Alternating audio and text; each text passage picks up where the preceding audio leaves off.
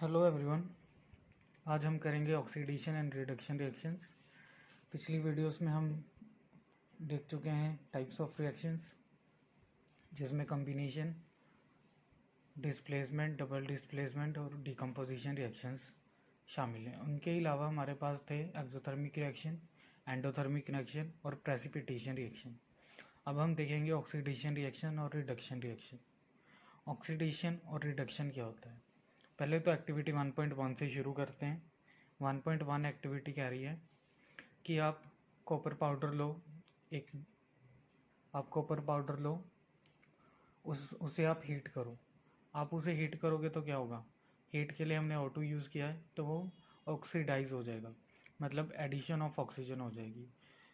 Copper का colour क्या होता है? ब्राउन कलर का होता है, पर जब उसकी ऑक्सीडेशन होगी उसका कलर ब्लैक हो जाएगा। ये जो हमारे पास प्रोडक्ट आएगा इसका कलर ब्लैक होगा, इसका कलर ब्लैक होगा और कॉपर का कलर जो है वो ब्राउन है। ठीक है, तो जब किसी एलिमेंट में ऑक्सीजन ऐड होती है तो उसे ऑक्सीडेशन रिएक्शन बोलते हैं। इसी तरह अगर कॉपर ऑक्साइड है, कॉपर ऑक्साइड की हम H2 गैस पास कराएं, उसमें से हीट करें, तो क्या होगा? हमारे पास कॉपर आ जाएगा और जो ऑक्सीजन कॉपर के साथ लगी हुई है वो रिमूव हो जाएगी, वो लग जाएगी हाइड्रोजन गैस के साथ, और वो क्या बना लेगी? वाटर मॉलिक्यूल बना लेगी।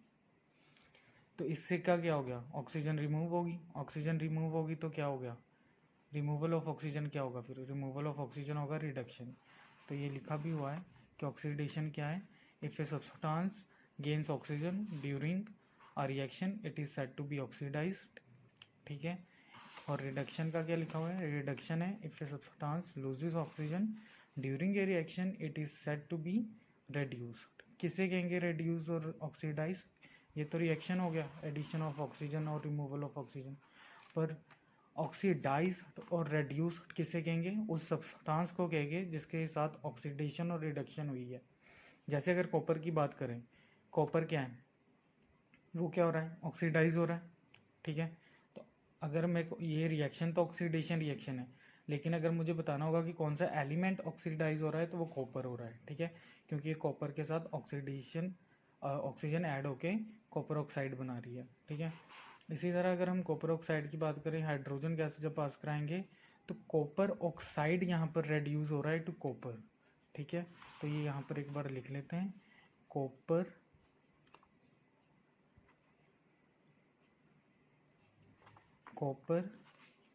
Is oxidised to copper is oxidised to copper oxide. ठीक है, कॉपर ऑक्सीडाइज हो रहा है और ये ऑक्सीडाइज होकर जो कॉपर ऑक्साइड बना रहा है, ये पूरे रिएक्शन का नाम क्या है? Oxidation reaction. ठीक है, अब इसकी बात करें तो इसका क्या होगा? ये वाला copper oxide is reduced to copper. Copper oxide reduce हो रहा है और इस पूरे रिएक्शन का नाम क्या है? Reduction reaction. ऑक्सीडेशन और रिडक्शन समझ आ गई है आपको। अब इसके बाद आता है रेडॉक्स रिएक्शन।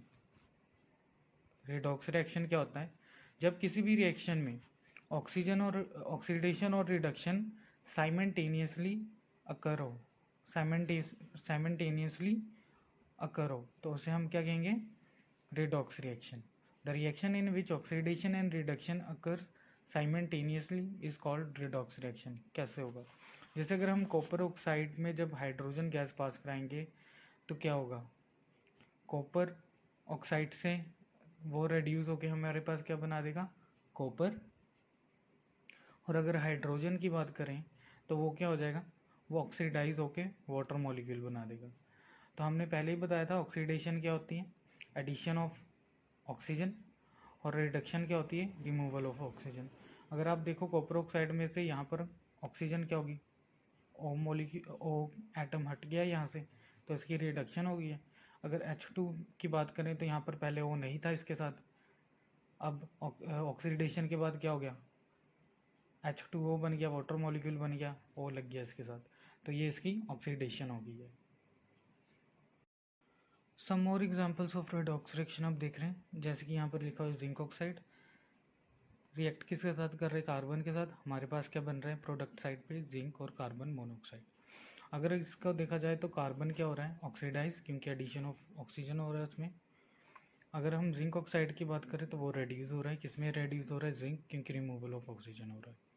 ठीक है, तो zinc oxide is reduced to zinc, whereas carbon is oxidise to carbon monoxide. इसी तरह अगर हम यहाँ पर सोडियम और O2 की बात करें तो हमारे पास बन क्या रहा है Na2O। सोडियम और ऑक्सीजन रिएक्ट करके हमारे पास क्या बना रहे हैं Na2O। सोडियम जो हो रहा है वो क्या हो रहा है ऑक्सीडाइज, क्योंकि सोडियम ऑक्सीजन की एडिशन हो रही है, इसलिए सोडियम क्या हो रहा है ऑक्सीडाइज।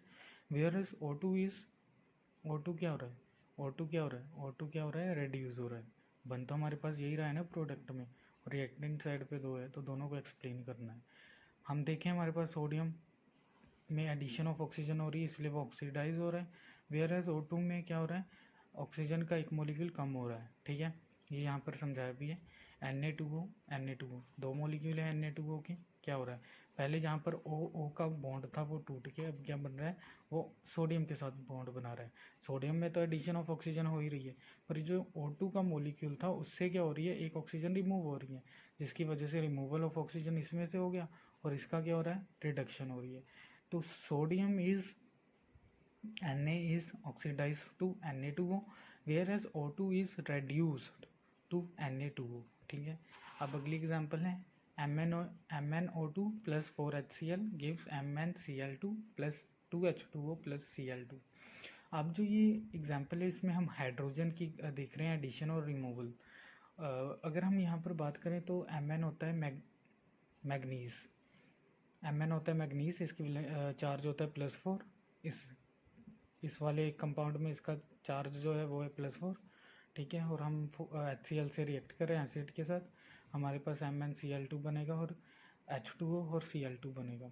अगर आप देखो तो यहाँ पर HCl की बात की जा रही है, तो इसमें से C में क्या हो रहा है, रिमूवल ऑफ हाइड्रोजन हो रहा है। यहाँ पर ये पहले Cl था, Cl में से ये हाइड्रोजन रिमूव हो गया, तो जो हमारे पास यहाँ पर आ रहा है प्रोडक्ट साइड पे वो केवल Cl2 आ रहा है। तो रिमूवल ऑफ हाइड्रोजन, ऑक्सीडेशन हो रही है इसकी। ठीक है, ऑक्सीडाइज कौन हो रहा है Cl, HCl is oxidise to Cl2।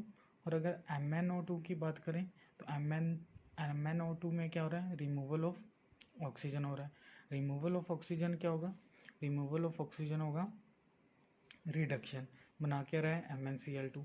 पहले O2 था, अब यहाँ पर Cl2 लग गया। ठीक है, तो यहाँ पर क्या हो रहा है रिडक्शन हो रहा है। क्लियर हो गया। अब ये जो H2O है ये क्या है, ना ये ऑक्सीडाइज हो रहा है ना ही ये रेड्यूस हो रहा है। क्यों नहीं हो रहा है, पहले ये डिफरेंस समझ लेते हैं फिर बताते हैं ये क्यों नहीं हो रहा है। ठीक है, ऑक्सीडेशन अभी बताया एडिशन ऑफ ऑक्सीजन, रिडक्शन बताया क्या होता है, रिडक्शन होता है रिमूवल ऑफ ऑक्सीजन। इसी तरह रिमूवल ऑफ अगर हाइड्रोजन हो, अभी हाइड्रोजन का कंसेप्ट भी है, तो हाइड्रोजन अगर रिमूव हो जाए तो वो ऑक्सीडेशन है, पर अगर वहीं पर एडिशन ऑफ हाइड्रोजन हो जाए तो रिडक्शन है। जैसे आपको पहले क्वेश्चन है कि बैक एक्सरसाइज में कम्बिनेशन और डिकम्पोजिशन रिएक्शन एक दूसरे के ऑपोजिट है, ऐसा क्यों है, तो इसी तरह ऑक्सीडेशन और रिडक्शन एक दूसरे के ऑपोजिट है। ठीक है, क्यों, क्योंकि यहाँ पर एडिशन हो रहा है, यहाँ पर रिमूवल हो रहा है ऑक्सीजन का, यहाँ पर रिमूवल हाइड्रोजन का हो रहा है, यहाँ पर एडिशन हाइड्रोजन का हो रहा है। यहाँ पर +O होगा -H होगा, और अगर यहाँ पर बात करें रिडक्शन में, यहाँ पर +H होगा और -O होगा, मतलब माइनस मतलब रिमूवल, प्लस मतलब एडिशन। ठीक है, अब लूज ऑफ इलेक्ट्रॉन्स होंगे यहाँ पर। ठीक है, यहाँ पर गेन ऑफ इलेक्ट्रॉन्स होंगे। ठीक है, और यहाँ पर बात करें तो यहाँ पर गेन ऑफ इलेक्ट्रोनेगेटिव एलिमेंट होगा। ठीक है, और यहाँ पर लूज ऑफ इलेक्ट्रोनेगेटिव एलिमेंट होगा। इलेक्ट्रोनेगेटिव एलिमेंट क्या होता है, जिसके पास ज़्यादा टेंडेंसी होती है कि वो जब बॉन्ड बनाता है तो इलेक्ट्रॉन पेयर को अपनी तरफ ज़्यादा अट्रैक्ट कर सके। ठीक है, तो इसमें गेन ऑफ इलेक्ट्रॉन्स होगा, गेन ऑफ इलेक्ट्रोनेगेटिव एलिमेंट होगा, लूज ऑफ इलेक्ट्रॉन्स होगा, यहाँ पर गेन ऑफ इलेक्ट्रॉन्स होगा और lose of electron negative element होगा। अब एक पॉइंट हम और ऐड कर सकते हैं कि अगर यहाँ पर लूज ऑफ इलेक्ट्रोनेगेटिव एलिमेंट होगा तो gain of electro positive element होगा, और यहाँ पर अगर गेन ऑफ इलेक्ट्रोनेगेटिव एलिमेंट होगा तो lose of electro positive element होगा। ठीक है, ये हमारा हो गया difference between oxidation and reduction. अब जो ऊपर एग्जाम्पल है उसे एक बार समझ लेते हैं। वो है MnO2 plus 4HCl gives MnCl2 plus 2 molecules of water plus chlorine gas. अब ये और ये तो हो गया है, ठीक है। इसकी क्या हो रही है, HCl की क्या हो रही है, HCl में रिमूवल ऑफ क्या हो रहा है, हाइड्रोजन। रिमूवल ऑफ हाइड्रोजन क्या होता है, ऑक्सीडेशन, ठीक है, ये तो बता दिया। HCl क्या हो रहा है, ऑक्सीडाइज्ड टू क्लोरीन गैस। और अगर MnO2 की बात करें तो MnO2 क्या हो रहा है, रिडक्शन हो रही है यहाँ पर, MnO2 रिड्यूस्ड टू MnCl2, ठीक है। अब अगर हम वाटर मॉलिक्यूल की बात करें तो इसे कैसे समझेंगे कि ये ना ही ऑक्सीडाइज हो रहा है ना ही रेड्यूस। ये आपको क्लास 11th में जाकर ज़्यादा क्लियर होगा, पर फिर भी मैं कोशिश करता हूँ कि आपको समझा पाऊँ। अगर हम इन सब की चार्ज की बात करें तो यहाँ पर +4 है मैग्नीज का, ऑक्सीजन का -2 है, ठीक है। यहाँ पर H की अगर बात करें तो H पे +1 है, क्लोरीन पे -1 है। इसी तरह यहाँ पर बात करें तो यहाँ पर जो क्लोरीन है वहाँ पर -1 है, पर अगर मैग्नीज की बात करूँ यहाँ पर +2 है, ठीक है। और अगर हाइड्रोजन की बात करूँ यहाँ पर वाटर मॉलिक्यूल में ये -1 है, ये +1 है, और ये ऑक्सीजन की बात करूँ तो ये -2 है। अब क्लोरीन की बात करूँ तो इसकी जो चार्ज है या ऑक्सीडेशन स्टेट है वो 0 है, ठीक है। इसकी ऑक्सीडेशन स्टेट 0 है क्योंकि ये कंबाइन हुआ है, ठीक है। अगर अब देखें Mn जो है +4 से +2 जा रहा है, ऑक्सीडेशन स्टेट कम हो रही है। जब भी ऑक्सीडेशन स्टेट कम होती है, decrease in oxidation state,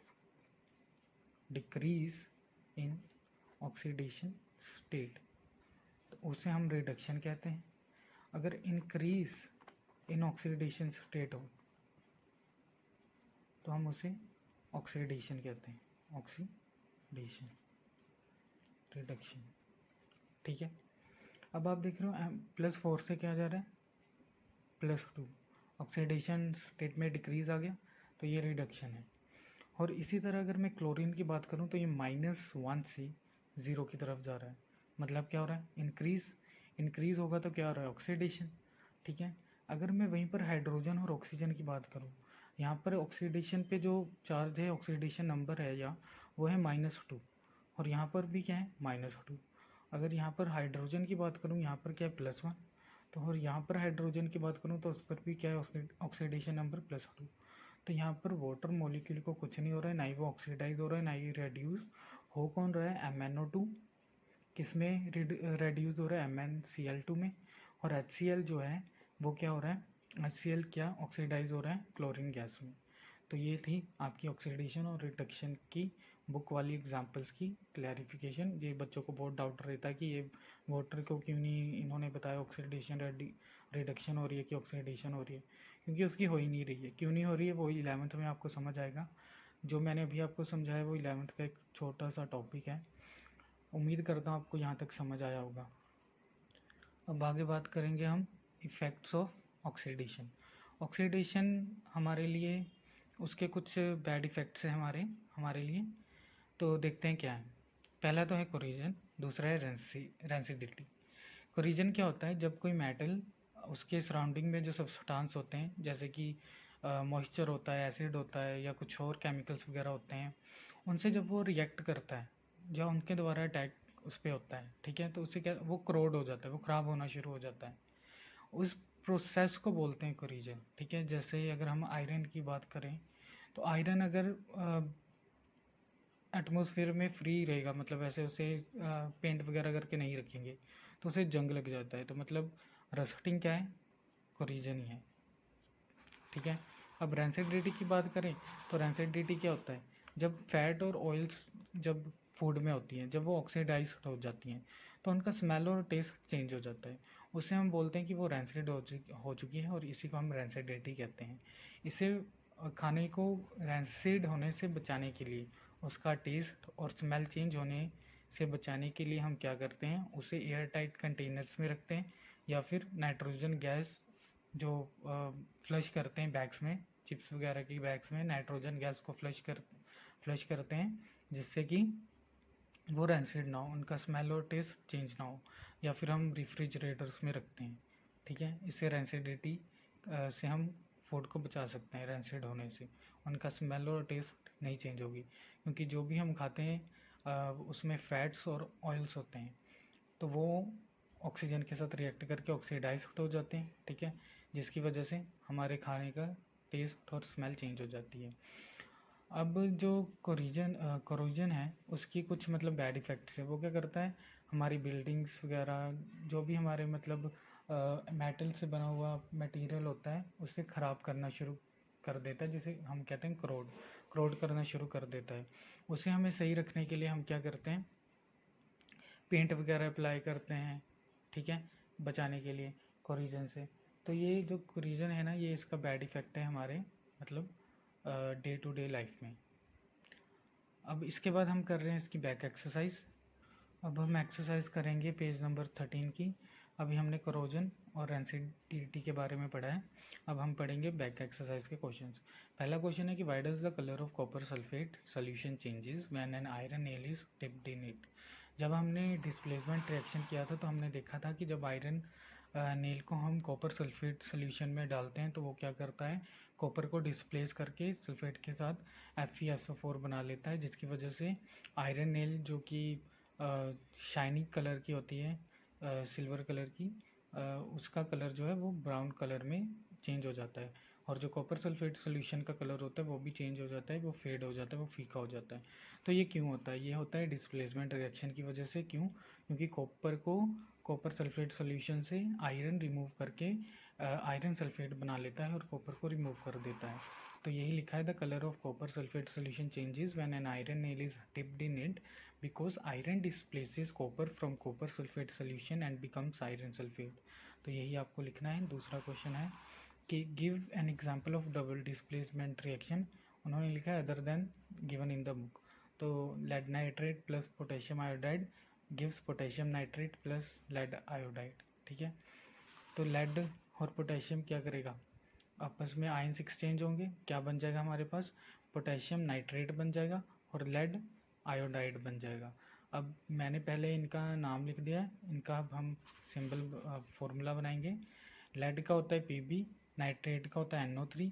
lead पे जो चार्ज होता है वो +2 होता है, नाइट्रेट पे -1। तो हमारे पास PbNO3 ब्रैकेट 2 लेड नाइट्रेट बन गया है। और पोटेशियम आयोडाइड का होता है Ki, पोटेशियम नाइट्रेट, पोटेशियम का सिंबल होता है K, नाइट्रेट का NO3, पोटेशियम पे चार्ज +1, नाइट्रेट पे -1, तो ये KNO3 बन गया। इसी तरह लेड आयोडाइड PbI2 बन गया। इक्वेशन मैंने बैलेंस करके लिखी हुई है। तो ये हमारी डबल डिस्प्लेसमेंट रिएक्शन की एग्जांपल है। अब थर्ड क्वेश्चन कह रहा है कि जो ये आइडेंटिफाई द सब्सटेंसेस जो ऑक्सीडाइज और रेड्यूस हो रही है इन द फॉलोइंग रिएक्शन। तो लिखा है सोडियम को जब O2 के साथ मतलब